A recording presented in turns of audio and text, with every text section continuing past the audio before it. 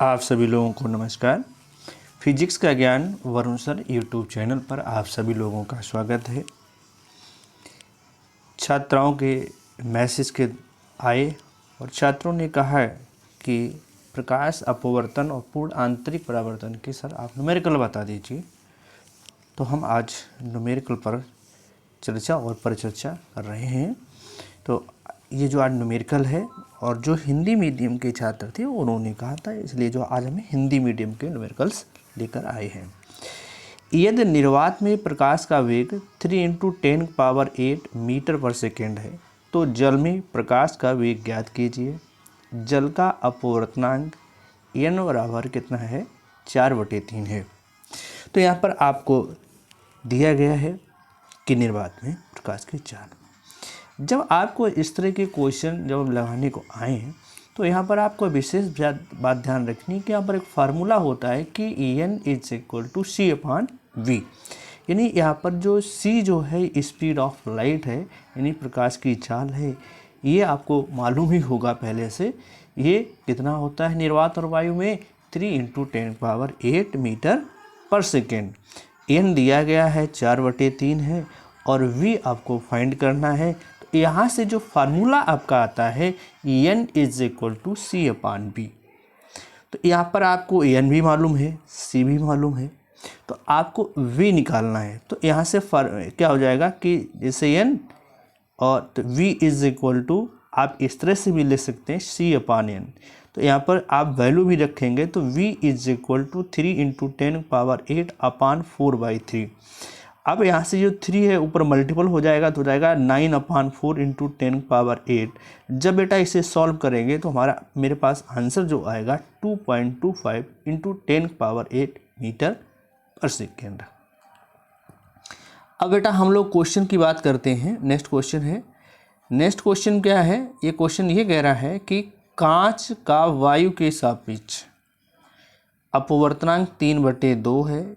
वायु का कांच के सापेक्ष अपवर्तनांक ज्ञात कीजिए। इस आधार पर बताएं कि दोनों में से कौन विरल और तक कौन सघन है। जिससे आपको यहाँ पर दिया गया है कि कांच का वायु के सापेक्ष अपवर्तनांक यानी Ang दिया गया। तो यहाँ पर Ang जो है वो आपका 3/2 है और ये कहा जा रहा है कि वायु का कांच के सापेक्ष अपवर्तनांक, तो यहाँ पर क्या हो जाएगा, Gna हो जाएगा। तो यहाँ पर एक प्रिंसिपल होता है उत्क्रमणीयता सिद्धांत। तो वहाँ पर ये होता, अगर मैंने Ang है तो Ang किसके इक्वल होता है, 1/Gna के। अगर Gna इक्वल होगा वो क्या हो जाएगा, 1/Ang। तो यहाँ पर फार्मूला लिखा हुआ है कि Gna = 1/Ang। तो Gna निकालना है तो 1/3/2 यानी Gna यहाँ पर क्या आ गया है बेटा, 2/3। यानी कांच का वायु के सापेक्ष 1 से अधिक है, अतः कांच वायु के सापेक्ष सघन है। अब नेक्स्ट क्वेश्चन ये है कि कांच तथा जल के सापेक्ष, कांच तथा जल के वायु के सापेक्ष अपवर्तनांक क्रमशः 3/2 तथा 4/3 है। कांच का जल के सापेक्ष अपवर्तनांक ज्ञात कीजिए। यदि कांच में प्रकाश की चाल 2 × 10⁸ मीटर पर सेकेंड हो तो पानी में प्रकाश की चाल ज्ञात कीजिए। तो यहाँ पर आपको प्रकाश की चाल पूछी जा रही है। तो पहले उसने ये कहा कि कांच का जल के सापेक्ष अपवर्तनांक ज्ञात करना है। कांच का किसके सापेक्ष, जल के सापेक्ष। तो यहाँ से पहले बात ये हमें क्या क्या दिया गया है उसको लिखेंगे Ang। तो Ang का मतलब होता है वायु के सापेक्ष कांच का अपवर्तनांक 3/2 दिया गया है। Anw ये दिया गया है 4/3, ठीक है। और यहाँ पर उन्होंने वेग भी दे रखा है कि यदि कांच में प्रकाश की चाल यानी Vg = 2 × 10⁸ मीटर पर सेकेंड। और उन्होंने आपसे ये पूछा है कि Vw यानी वाटर में यानी जल में यानी पानी में जो है प्रकाश की चाल आपसे पूछी है। और वहाँ उन्होंने यहाँ पर ये भी पूछा है कि कांच का जल के सापेक्ष अपवर्तनांक कितना होगा। तो इसको कैसे लिख लेंगे, इसे लिखेंगे WAng। तो WNG क्वेश्चन मार्क होगा।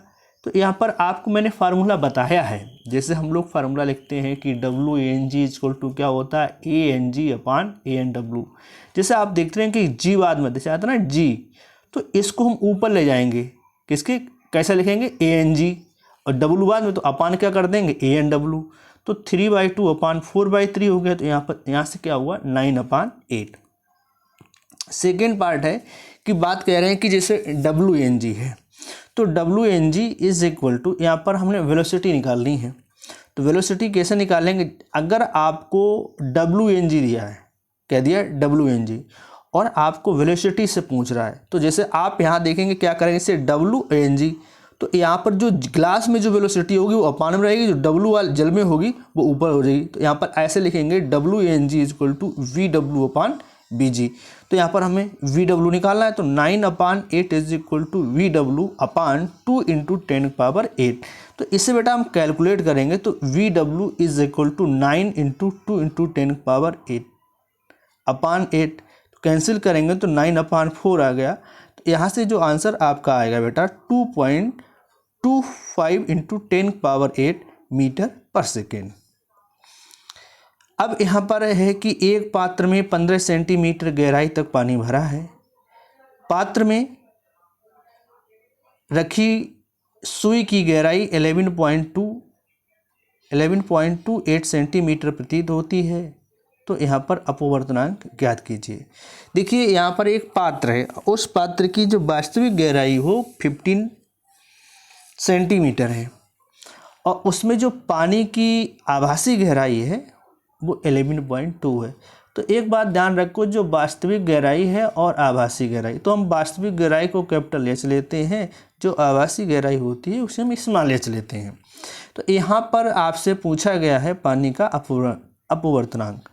तो यहाँ पर आपको कॉन्सेप्ट आपको ध्यान रखना है कि EN इज इक्वल टू वास्तविक गहराई अपान आभासी गहराई, ये आप ध्यान रखेंगे। तो यहाँ पर आपको क्या दिया गया, वास्तविक मालूम है, आभासी भी मालूम है।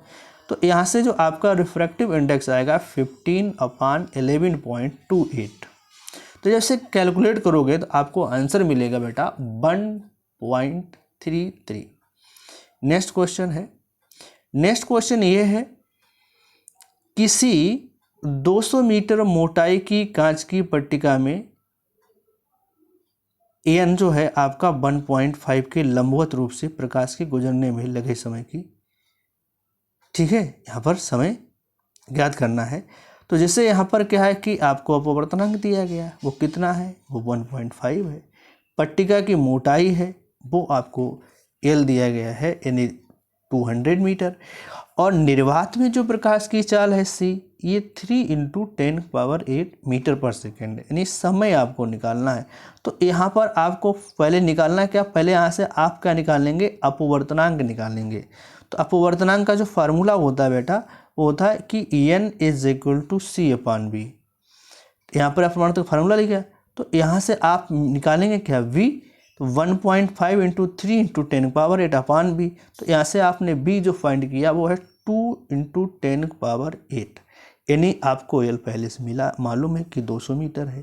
तो यहाँ पर आपने V निकाल लिया। तो फार्मूला क्या होता है, T is equal to L/B। तो 2/2 इंटू 10⁸। तो यहाँ से आप कैलकुलेट करेंगे तो आपको T इज इक्वल टू कितना मिल जाएगा, 10⁻⁻6 सेकेंड, ठीक है, या इसको लिख सकते हैं T is equal to 1 micro second.